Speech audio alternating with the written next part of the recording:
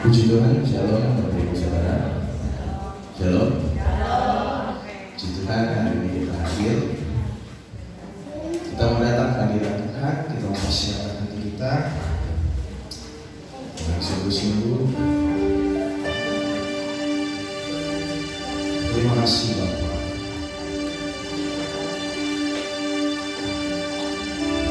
Sebuah kerinduan kami Tuhan untuk selalu ada di hadirat-Mu. Kami datang Tuhan, kami datang dengan bangga, kami datang dengan segala yang ada dalam kehidupan kita melakukan pada hari ini. Hari kita hanya berfokus mendengarkan Tuhan, mendengarkan pada setiap kerinduan kami Tuhan, kerinduan kami Bapa. Terima kasih Yesus. Ya tahu kapan kami, ya tahu kapan hari kami hadir.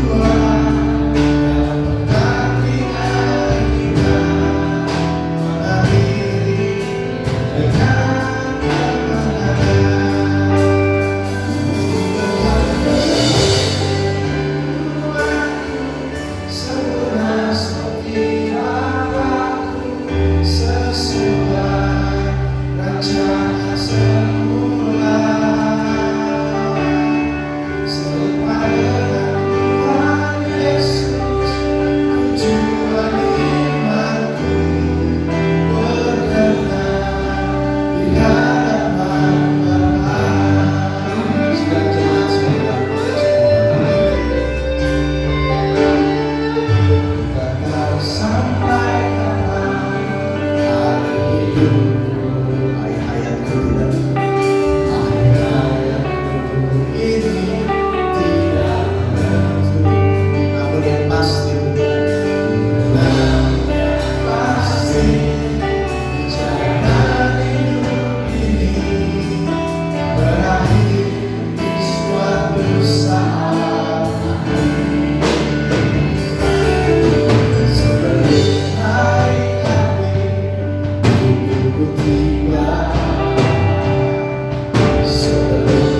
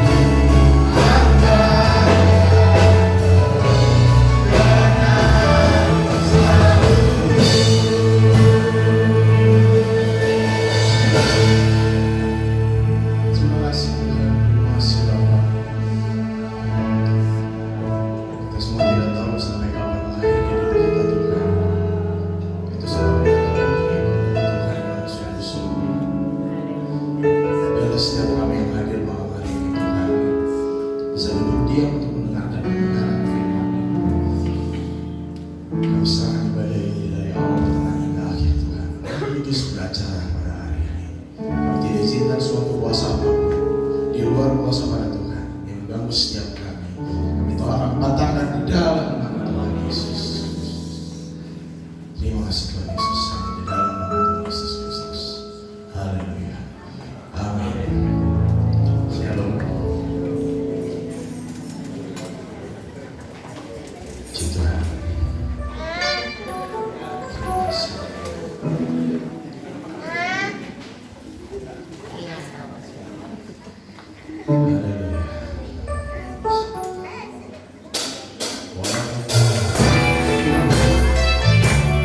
Walaupun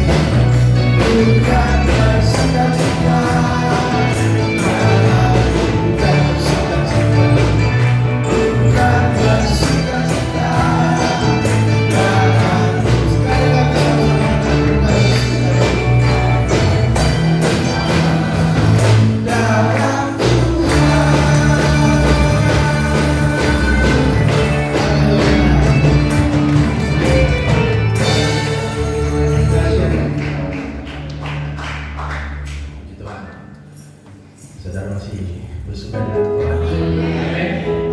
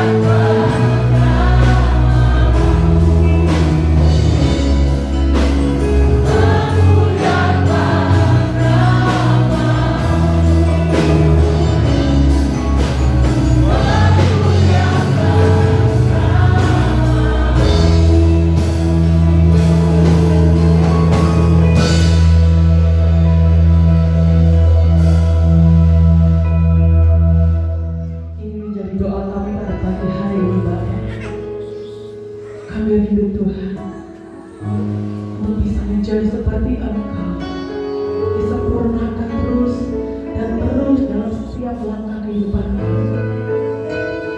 Pagi hari ini Bapak, kami bersyukur karena kebaikan-Mu Tuhan. Kami ada di tempat ini. Satu kerinduan kami Tuhan, kami bertemu dengan Engkau pagi hari ini. Kami mengalami Engkau pagi hari ini Tuhan. Sebentar Tuhan, kami akan mendengarkan sebagian kebenaran firman. Urapi setiap kami Tuhan. Terlebih Tuhan, urapi dan Kau pakai hamba-Mu yang tidak ada apa-apanya ini Tuhan. Pakai dengan kuasa-Mu yang dahsyat. Dan segala kuasa yang ingin merebut firman-Mu dari kami patahkan dan hancurkan dalam nama Yesus.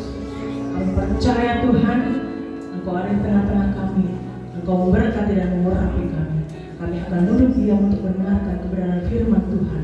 Di dalam nama Tuhan Yesus Kristus, kami siap untuk mendengarkan firman-Mu. Haleluya. Sama-sama kita katakan amin. Shalom Bapak Ibu. Haleluya.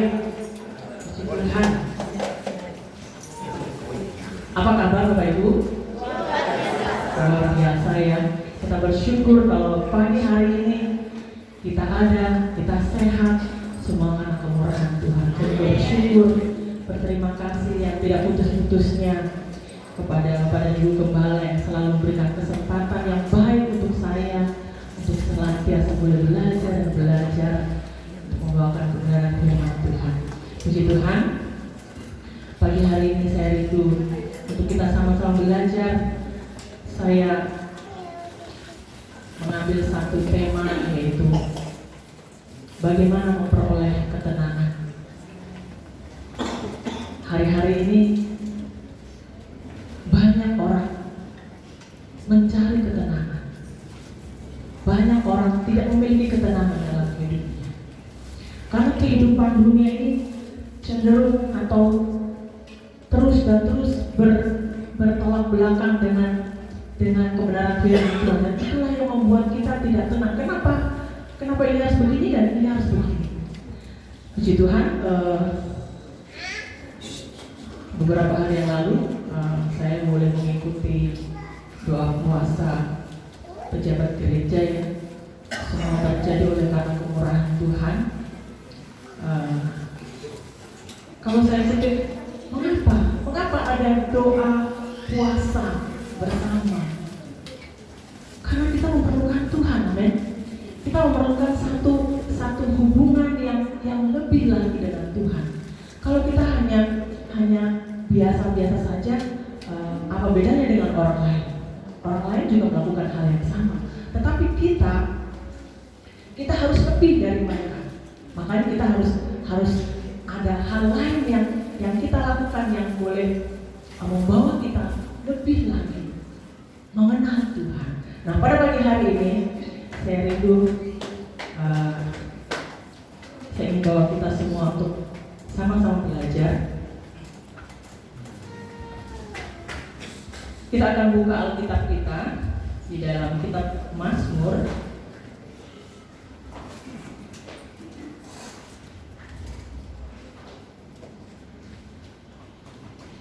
Kitab Mazmur pasal yang ke-62, ayatnya yang pertama sampai dengan ayat yang ketiga, lalu ayat yang ke-6 sampai dengan ayat yang ke-8. Mazmur pasal yang ke-62, ayat yang pertama sampai ayat yang ketiga, lalu ayat 6 sampai dengan ayat yang ke-7. Saya akan bacakan demikian firman Tuhan. Perasaan tenang dekat Allah. Untuk pemimpin biduan menurut Yedutun Mazmur Daud. Hanya dekat Allah saja aku tenang, daripadanya lah keselamatanku. Hanya dialah gunung batuku dan keselamatanku, kota bentengku, aku tidak akan goyah. Ayat yang ke-6, pada Allah saja kiranya aku tenang, sebab daripadanya lah harapanku. Hanya dialah gunung batuku dan keselamatanku, kota bentengku, aku tidak akan goyah. pada Allah ada keselamatanku dan kemuliaanku, gunung batuku, kekuatanku, tempat perlindunganku, dialah Allah. Puji Tuhan. Ini adalah satu mazmur, ungkapan yang disampaikan oleh seorang raja, yaitu Raja Daud. Dia menulis dalam kitabnya ini, dia memberikan judul perasaan dekat dengan Allah, perasaan tenang dekat Allah. Kalau kita membaca pada ayat yang kedua, hanya dekat Allah saja aku tenang. Kalau kita membaca sekilas ayat ini sepertinya begitu ringan ya. Itu satu perkataan yang sepertinya ya hanya biasa saja, mudah diucapkan. Tetapi ketika saya merenungkan ayat ini, ternyata nggak semudah kita mengucapkan. Kata Raja Daud, hanya dekat Allah saja aku tenang, atau dengan bahasa kita sehari-hari, cuma dekat sama Tuhan doang aku bisa tenang. Amin. Itu bahasa sehari-harinya. Itu yang dikatakan oleh Raja Daud. Mengapa Daud bisa mengatakan hal ini? Padahal dia kan adalah seorang raja. Seorang raja itu identik dengan hubungan dengan antara pembesar, antara pemimpin dan pergaulan dengan berbagai macam kesenangan dunia mungkin juga dia alami. Orang-orang atau raja seorang pemimpin tentang bagaimana hidup di lingkungan kalangan atas. Mungkin dia merasakan di mana dia menemukan ketenangannya. Dia tidak menemukan sebuah ketenangan di dalam hubungannya dengan dunianya, di lingkungan kerajaan yang begitu. Kalau kita nggak usah muluk-muluk ya. Kalau kita nggak bisa bayangkan, kita nonton TV aja ngeliat rumah orang yang ada, kita sudah melihatnya wah gitu ya. Ini wah pasti kalau orang punya rumah kayak gitu tuh pasti hidupnya tuh enak, hidupnya senang, hidupnya tenang. Ini Daud, seorang raja, pemimpin satu bangsa yang besar. Bahkan dia sendiri mengakui bahwa hanya di dalam dekat sama Tuhan aku tenang. Artinya cuma dekat Allah saja, dekat Tuhan kok, dekat Tuhan doang. Di situ doang dia memperoleh ketenangan. Yang lain-lain itu dia tidak pernah rasakan apa-apa. Dia tidak pernah rasakan bagaimana tenang.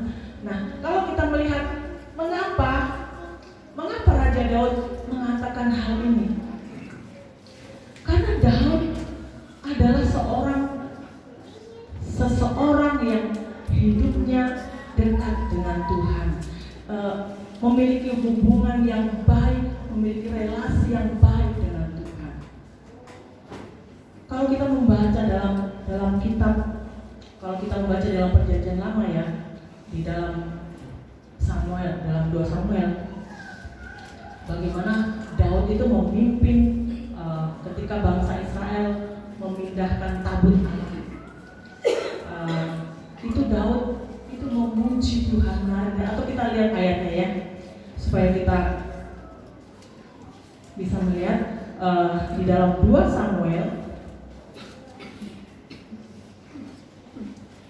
Di dalam 2 Samuel pasal yang ke-6 ayat yang ke-5. Kitab 2 Samuel pasal yang ke-6 ayat yang ke-5 saya bacakan. Daud dan seluruh kaum Israel menari-nari di hadapan Tuhan dengan sekuat tenaga, diiringi dengan nyanyian, kecapi, gambus, rebana kentung dan ceracap. Bapak Ibu Saudara yang saya kasih dalam Tuhan, kalau kita membaca ayat ini, dikatakan Daud itu menari-nari dengan sekuat tenaga. Kalau kita melihat penari tamborin itu udah sebenarnya ini mungkin lebih dari itu ya. Daud itu seorang raja. Kenapa dia menari-nari? Mungkin kita nggak tahu kenapa. Daud ini menari-nari seperti ini. Karena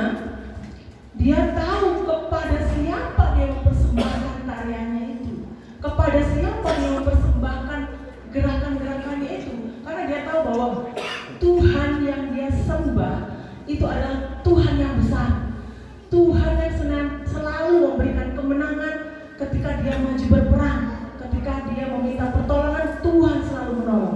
Nah, dari situlah, dari perasaan pengagungan kepada Tuhan, itulah dia merasa perlu memberikan seluruh kehidupannya, tariannya kepada Tuhan. Bahkan dia, Alkitab mencatat bahwa dia menari-nari dengan sekuat tenaga, diiringi dengan alat-alat musik ini. Ini alat-alat musik ini alat-alat musik zaman dahulu. Kalau sekarang mungkin tidak ada, kita tidak pakai gamus, rebana cuma dipakai tamborin ya, tidak dipukul. Tetapi kita sekarang juga ada, tapi dengan versi yang sekarang. Nah, Daud begitu memiliki ungkapan hati yang luar biasa kepada Tuhan. Kenapa? Karena dia merasa bahwa hanya di dalam dekat dengan Tuhan saja dia memperoleh ketenangan. Hal-hal lain yang pernah dia alami, dia lalui, dia lewati di dalam kehidupan di luar, itu tidak memberikan dia rasa aman, tidak memberikan dia rasa tenang. Nah, Bapak Ibu, pagi hari ini saya mencatat beberapa hal. Apa atau bagaimana caranya supaya kita sekarang berbalik kepada diri kita. Bagaimana caranya untuk kita bisa dekat dengan Allah? Karena hanya dekat dengan Allah saja kita memperoleh ketenangan. Nah, pagi hari ini bagaimana caranya ketika kita ingin mendekat dengan Allah, mendekat kepada Allah? Saya mencatat yang pertama adalah kita harus hidup di dalam kasih. Kita harus mengasihi. Kita harus mengasihi Tuhan terutama. Kalau kita berpikir secara dunia ya, kalau kita yang di dalam dunia ini yang dikatakan sebagai satu punya hubungan dekat, misalnya anak muda ya. Anak muda itu biasanya kalau dikatakan dekat itu pasti tidak hanya dekat doang, tidak hanya dekat saja, tapi ada sesuatu, ada yang tumbuh di dalam hatinya. Nah, pagi hari ini untuk kita bisa mendekat dengan Tuhan, kita juga perlu ada rasa di dalam hati kita. Bagaimana? Ada rasa apa? Rasa mengasihi Allah. Kalau kita tidak memiliki rasa, kalau kita tidak memiliki di dalam hati kita ini rasa untuk mengasihi Allah, mana mungkin kita mau mendekat dengan Allah? Mana mungkin satu A dengan B ini kalau tidak memiliki rasa lalu dia mau dekat-dekat? Tidak mungkin. Yang harus kita tumbuhkan yang pertama-tama adalah kasih kita kepada Allah. Kalau kita tidak mengasihi Allah, tidak mungkin kita mau datang kepada Allah. Amin. Kita harus tumbuhkan. Jadi kita harus mengasihi Allah dulu. Karena firman Tuhan berkata, kita melihat dalam Yohanes pasal yang ke-14 ayat yang ke-15.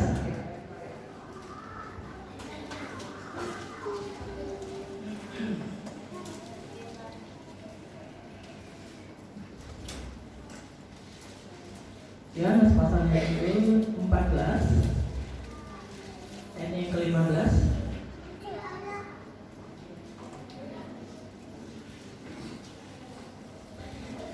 Demikian bunyi firman Tuhan, jikalau kamu mengasihi aku, kamu akan menuruti segala perintahku. Nah, kalau kita mau mendekat dengan Tuhan, kita harus tumbuhkan dulu rasa cinta kita, rasa kasih kita kepada Tuhan.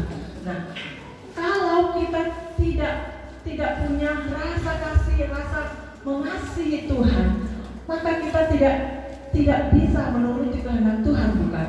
Karena kita mungkin hamba dalam hati kita ini, tidak ada rasa untuk apa kepada Tuhan gitu. Nah, firman Tuhan berkata, jikalau kau mengasihi aku, kamu akan menuruti segala perintahku. Jadi, Bapak Ibu, kasih itu harus kita tumbuhkan pertama-tama. Lalu, ketika kasih itu sudah tumbuh, maka kita akan menuruti perintah Tuhan. Apa itu perintah Tuhan? Kita mengasihi. Mengasihi itu kepada siapa? Kita mengasihi sekitar kita dulu. Firman Tuhan berkata, mana mungkin kamu mengasihi Allah kalau kamu tidak mengasihi sesama yang kelihatan. Maka kasih itu kita harus impartasikan, kita harus praktekkan dulu kepada sekitar kita, kepada keluarga, kepada sesama, kepada teman-teman kita harus mengasihi lebih dulu. Itu sebagai bentuk rasa kasih kita kepada Tuhan, kita praktekkan dulu ke sekitar kita. Tidak mungkin engkau mengasihi Allah yang tidak kelihatan kalau saudaramu sendiri yang kelihatan di sekitarmu engkau tidak kasih. Itu firman Tuhan.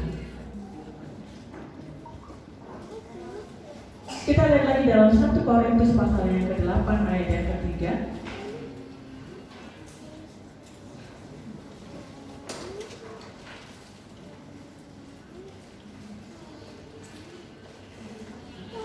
Korintus pasal yang ke-8 ayat yang ke-3.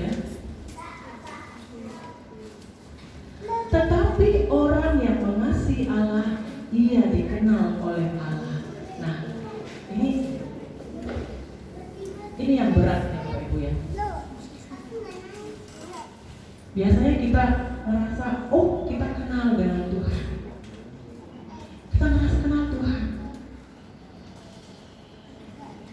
Tapi yang menjadi pertanyaan bagi kita, Tuhan kenal gak sama kita? Ada jarak yang menutupi kita. Mengapa Tuhan tidak mengenal kita? Kita merasa, saya kenal Tuhan kok, saya tahu Tuhan. Nah, masalahnya Tuhan tahu kita, Tuhan kenal kita, engkau tahu, tapi Tuhan kenal kita enggak? Nah, disitulah itu yang harus kita koreksi dalam hidup kita. Sudahkah kita mengasihi? Sudahkah kita tumbuhkan rasa kasih kita ini kepada Tuhan dalam kehidupan kita? Itu yang harus pertama-tama kita lakukan. Kita harus mengasihi. Kita tumbuhkan rasa kasih kita. Kalau kita mengasihi Allah, maka kita akan memiliki satu kerinduan untuk dekat dengan Tuhan, untuk datang kepada Tuhan. Datang kepada Tuhan melalui apa? Melalui persekutuan, melalui doa-doa kita, melalui pertemuan-pertemuan ibadah kita. Disitulah praktek kita bagaimana kita mengasihi Tuhan. Kita datang, kita memiliki kerinduan untuk mencari Tuhan. Di mana ada perkumpulan, ada persekutuan, ada acara ibadah, ada acara doa. Nah, yang kedua kita harus mengampuni. Untuk bisa dekat dengan Tuhan, kita harus memiliki pengampunan. Kita harus mengampuni. Kita tidak boleh menyimpan kesalahan orang lain. Kita tidak boleh menyimpan akar pahit. Firman Tuhan berkata, kalau kita tidak mengampuni, maka kita tidak diampuni. Kalau kita tidak diampuni, bagaimana mungkin kita bisa dekat dengan Tuhan? Bagaimana mungkin kita bisa datang kepada Tuhan? Karena Tuhan tidak bilang kita. Karena kita tidak diampuni. Karena kita tidak mengampuni lebih dulu. Jadi, lebih dulu kita harus mengampuni. Kita lihat dalam Matius pasal yang ke-6. Matius pasal yang ke-6 ayat yang ke-15.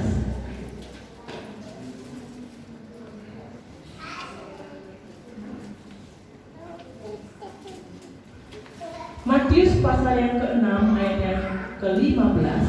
Tetapi jikalau kamu tidak mengampuni orang, Bapamu juga tidak akan mengampuni kesalahanmu. Jadi kebenaran, ini firman Tuhan. Kalau kita tidak mengampuni, maka kita juga tidak akan diampuni. Nah, kalau kita tidak diampuni, maka kita tidak akan dilihat. Kita tidak akan bisa mendekat kepada Bapa.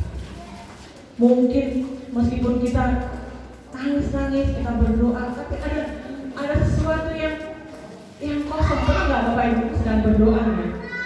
Udah menyembah, udah rasanya udah nyanyi, udah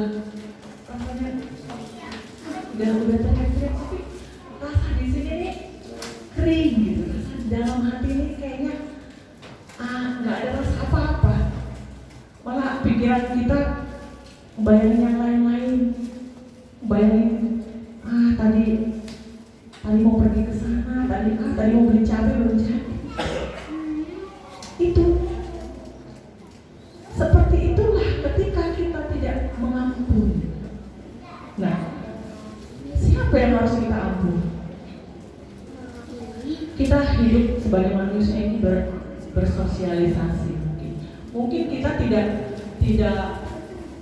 bermasalah dengan keluarga, tidak bermasalah dengan suami tapi mungkin di sekitar kita, di tempat kerja, di tempat kita beraktivitas, beribadah, mungkin kita melihat orang lalu kita tidak suka, lalu kita menyimpan, atau kita melihat orang melakukan kesalahan, mungkin kita nggak tahu itu dia sengaja atau tidak, tapi kita sudah ambil, wah itu sesuatu, oh dia begitu tuh, gitu tuh. Nah, itu kita simpan dalam hati kita. Bapak Ibu, saya mau katakan pagi hari ini, rugi kalau kita menyimpan kesalahan orang lain. Jadi firman Tuhan berkata, kita harus mengampuni supaya kita diampuni. Jadi hal-hal yang kayak gitu itu sebenarnya sampah. Tidak usah kita simpan, kita buang aja, karena itu akan menghalangi hubungan kita dengan Tuhan. Itu akan membentengi kita untuk kita bisa datang kepada Tuhan. Yang harusnya kita datang kepada Tuhan, lalu kita merasakan ya Tuhan hadir. Rasanya itu enak banget kalau kita lagi menyembah, lalu kita merasakan Tuhan hadir. Tuhan hadir rasanya sesuatu banget ya. Kalau Tuhan hadir itu rasanya kayak nggak bisa diungkapkan. Bagaimana kalau Tuhan menjamah kita, itu rasanya luar biasa. Dan itu kita akan merasakan satu sukacita yang rasa damai, rasa tenang yang luar biasa. Rasanya enak banget dalam hati kalau kita merasakan, mengalami Tuhan dalam kehidupan kita. Nah, Bapak Ibu Saudara dikasih Tuhan. Yang ketiga, kita harus berpikir positif. Yang mungkin masih ada kaitannya dengan pengampunan ya. Berpikir positif dimanapun kita berada, di tengah keluarga, di tengah perkumpulan, kita harus selalu berpikir positif. Karena berpikir positif itu sama juga dengan tidak memandang kesalahan orang lain, tidak menyimpan kesalahan orang lain. Nah, lalu yang selanjutnya adalah takut berbuat dosa. Orang yang ingin dekat dengan Tuhan harus benci dosa, harus tidak mau melakukan dosa, harus menghindari, membenci, menjauhi dosa, harus membenci dosa. Kalau kita masih tetap hidup di dalam dosa, sebenarnya saya sudah rangkum semuanya ya, mungkin sama ya, harus mengasihi, harus mengampuni, harus berpikir positif. Nah, yang keempat itu takut berbuat dosa. Orang yang masih berbuat dosa tidak mungkin bisa dekat dengan Tuhan, tidak bisa datang mendekat dengan Tuhan, karena Tuhan itu benci dosa. Tuhan tidak suka dengan dosanya, bukan tidak suka dengan kitanya, tetapi Tuhan tidak suka dengan dosanya. Amin. Ya. Lalu yang selanjutnya adalah kita harus hidup damai dengan semua orang. Sepertinya udah terangkum semuanya ya. Tetapi kita lihat ayatnya ya. Di dalam Ibrani pasal yang ke-12 ayatnya yang ke-14.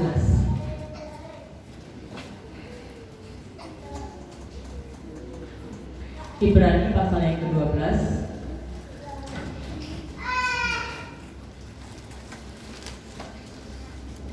ayatnya yang ke-14. Berusahalah hidup damai dengan semua orang dan kejarlah kekudusan, sebab tanpa kekudusan tidak seorang pun akan melihat Tuhan. Nah, ini juga merupakan rangkuman dari semuanya tadi ya. Kita harus berusaha hidup damai dengan semua orang. Gak usah pilih-pilih, yang itu gak punya mobil gak usah temenin, tidak. Yang itu cuman tukang jual gorengan. Tapi kita harus semuanya. Apa tadi yang pertama? Kita harus mengasihi. Mengasihi itu tidak kita pilih-pilih, harus semuanya sama. Hidup damai. Kalau kita masih pilih-pilih, itu sebenarnya nggak ada damai dalam hati kita. Karena kita masih rasa kalau kita dipilih, kita lepas semuanya, kita rasa semuanya sama, damailah kita. Nah, disitulah kita akan merasakan ketenangan. Di mana kita merasakan ketenangan? Daud katakan hanya di dalam dekat dengan Tuhan. Di dalam dekat Tuhan dalam hal apa? Dalam hal persekutuan, kita berdoa. Daud itu orang yang suka memuji Tuhan. Kalau kita melihat di dalam Alkitab ini, dalam kitab Mazmur ini, Daud yang nulis semua. Isinya itu Mazmur ya. Mazmur itu satu ungkapan ya, satu pujian, ungkapan perasaan kepada Allah ya. Mungkin kurang lebihnya seperti itu. Kalau kita sedang berdoa itu, kalau mungkin kita sedang berdoa itu kita suka menyembah, kita menyanyi, kita menciptakan satu pujian nada sendiri ya, pujian sendiri. Nah, itulah ketika yang kita ucapkan itu adalah pujian kepada Allah, itulah yang disebut Mazmur, ungkapan perasaan kepada Tuhan.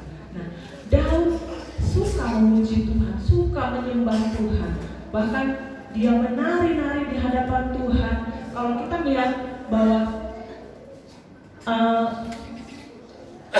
satu ketika pada waktu Daud sedang mengiring tabut Allah yang dipindahkan ya bersama-sama dengan umat Israel, dia menari-nari sekuat tenaga di hadapan Tuhan. Lalu apa yang terjadi? Ada satu orang perempuan itu anak dari Raja Saul ya. Dia memandang rendah, dia memandang rendah akan Daud. Dia menganggap bahwa kok dia itu seorang raja, kok dia menari-nari begitu di depan rakyat, kok nggak malu. Bahkan dia bilang, kok dia seorang raja, kok dia merasa kalau orang menari-nari itu menelanjangi dirinya, tidak tahu malu yang artinya begitu. Nah, itu pandangan dunia hari-hari ini terhadap bagaimana kita mengungkapkan sesuatu kepada Tuhan itu bertolak belakang.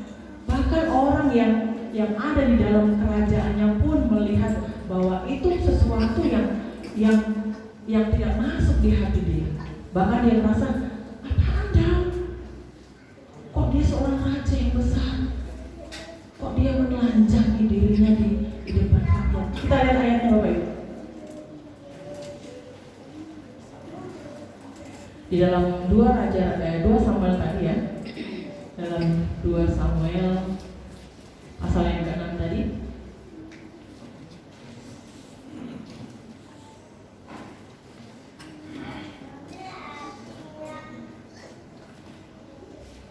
dari ayatnya yang ke-14 saya bacakan ya. Dan Daud menari-nari di hadapan Tuhan dengan sekuat tenaga, ia berbaju efod dari kain lenan. Dan Daud dan seluruh orang Israel memanggil tabut Tuhan itu dengan diiringi sorak dan bunyi sangkakala. Ketika tabut Tuhan itu masuk ke kota Daud, maka Michal, anak perempuan Saul, menjenguk dari jendela, lalu melihat Raja Daud meloncat-loncat serta menari-nari di hadapan Tuhan. Sebab itu ia memandang rendah Daud dalam hatinya. Ayat yang ke-20, ketika Daud pulang dan memberi salam kepada seisi rumahnya, maka keluarlah Michal binti Saul mendapatkan Daud. Katanya, betapa raja orang Israel yang menelanjangi dirinya pada hari ini di depan budak-budak perempuan dan para hambanya, merasa dirinya terhormat pada hari ini, seperti orang hina dengan tidak malu-malu menelanjangi dirinya. Tetapi apa kata Daud? Tetapi berkatalah Daud kepada Michal, di hadapan Tuhan yang telah memilih aku dengan menyisihkan ayahmu dan segenap keluarganya untuk menunjuk aku menjadi raja atas umat Tuhan yang atas Israel, di hadapan Tuhan aku menari-nari. Dunia menganggap bahwa ungkapan kita kepada Tuhan itu sesuatu yang tidak masuk bagi mereka. tidak bisa menerima mereka, menganggap sesuatu yang rendah. Tetapi pagi hari ini kalau kita mendengar, kita membaca ayat ini bahwa kalau kita datang kepada Tuhan itu kita tidak perlu malu. Tuhan sudah membuka hatinya untuk kita, ayo datang kepadaku. Dia itu adalah Tuhan yang suka dipuji, maka kita harus memuji Dia, kita harus mengagungkan Dia. Kalau kita memuji Tuhan, mungkin ada di antara kita yang mungkin mau angkat tangan pun rasanya malu. Kemarin saya dan Ibu Gembala senyum lihat orang, kita ini lagi nyanyi, lagi tepuk tangan, dia bisa cuma masukin tangan atau begini. Ya orang apa nggak tergerak gitu hatinya ya, nggak tergerak perasaannya gitu. Orang kita lagi begini, dia cuma masukin tangan di kaki, dia macam ini. Bagaimana kita harus mengungkapkan perasaan? Mungkin kita tidak bisa memberi hal lain kepada Tuhan, kita tidak bisa memberi persembahan atau apa kepada Tuhan. Tuhan hanya mau kita ini memberi hidup kita, mempersembahkan hidup kita. Kalau mungkin kita belum bisa memberi hati kita kepada Tuhan, lalu ya kita apa yang kita bisa buat? Ada kesempatan kita untuk menari, untuk memuji Tuhan yang menarik. Saya kadang kalau dengar pujian itu saya ingin melompat, tapi kaki saya sakit. Saya masih muda tapi kaki saya sakit. Kadang saya jalan tersesat seperti nenek-nenek. Tapi itu sebenarnya nggak mengurangi